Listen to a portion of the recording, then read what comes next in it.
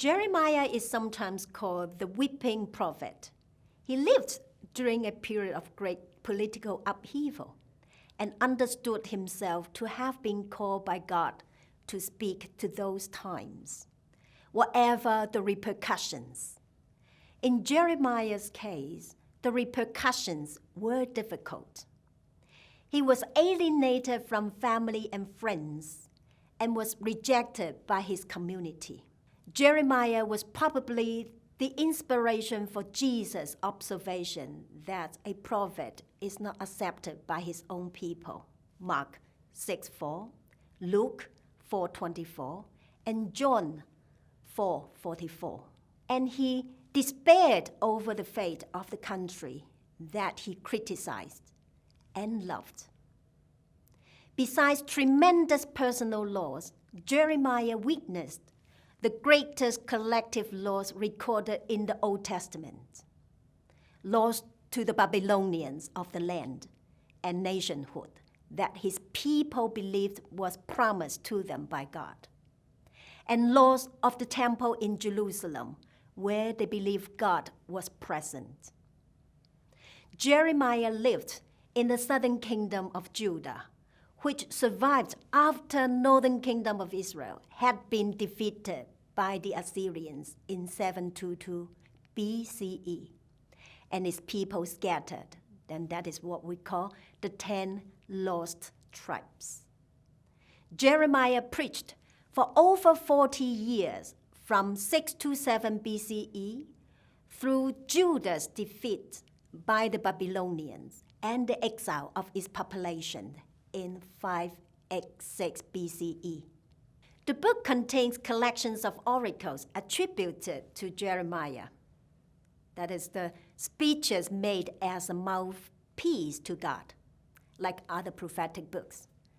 Uniquely, Jeremiah also includes several laments expressing deep personal anguish at the trials and tribulation of his calling. "Woe is me," he says, "a man of strife and contention to the whole land," adding a wish that he had not even been born.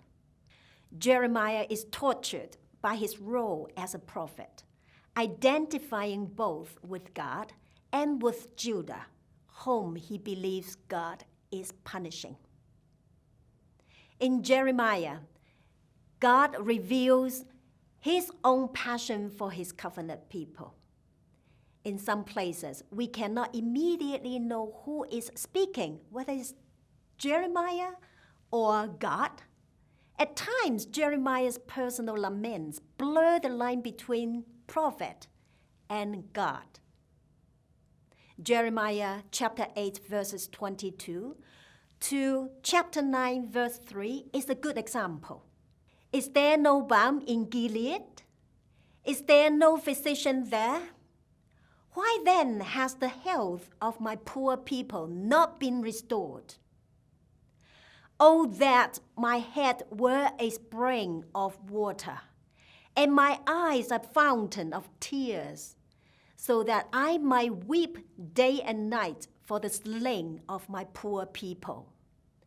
Oh, that I had in the desert of a traveler's lodging place, and I might leave my people and go away from them, for they are all adulterers, a band of traitors." In this lament, Jeremiah is grieving over the people and wants to go away from them and weep over their sin and fate. But then Jeremiah chapter 9 verse 3 opens our eyes to something wonderful. "They bend their tongues like bows. They have grown strong in the land for falsehood and not for truth. For they proceed from evil to evil, and they do not know me, says the Lord." At the end of chapter 9, verse 3, we realize that the whole passage was actually expressing the feelings of God. It is in Jeremiah's faithfulness and suffering that God reveals the feeling of his own heart. This is a foretaste of the incarnation of Jeremiah where God becomes human as Jesus did. Laws for Jeremiah was necessary. On a personal level, laws was a product of his integrity as a prophet. He was called to say things that he wished he didn't have to say. His prophetic messages made him unpopular among his own people. As far as the nation was concerned, Jeremiah viewed laws as a necessary punishment and a painful means to correct the human-divine relationship.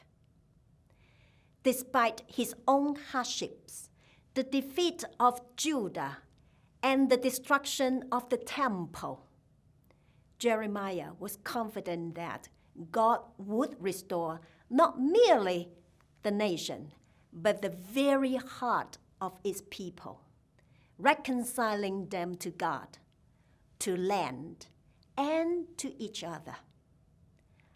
Thus, laws had purpose in Jeremiah's eyes.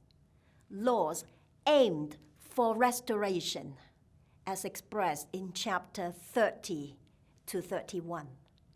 Plucking and overthrowing only served as a means to the end of planting and building.